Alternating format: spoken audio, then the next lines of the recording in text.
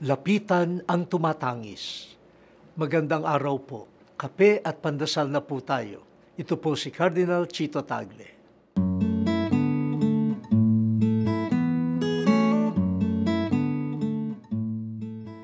Mabiyayang Pasko ng muling pagkabuhay ng Panginoong Hesukristo.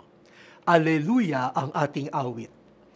Subalit ang katotohanan po ay maraming tao at Kristiyanong nasa mga lugar ng digmaan at karahasan. Nagmistulang sementeryo ang mga bahay, kalye at ospital. Sa halip na umawit ng Aleluya, sila ay humihikbi at nananaghoy. Paano tayo tutugon sa kanila?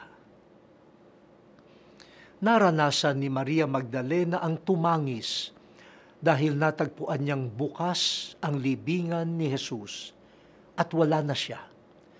Halos mawala sa sarili si Magdalena. Sa puntong iyon nakita siya at tinanong ng anghel, "Bakit ka lumuluha?" Maya-maya lumapit si Jesus na napagkamalan ni Magdalena ang hardinero. Tinanong ni Jesus, "Bakit ka tumatangis? Sino ang hinahanap mo?" At nabuksan ang mata ni Magdalena. Simple lang ang ginawa ng anghel at ni Jesus. Lumapit at kinausap si Magdalena. Ang luha ay napalitan ng tuwa. Ngayong Easter season, lapitan, kausapin at pahalagahan ang mga lumuluha.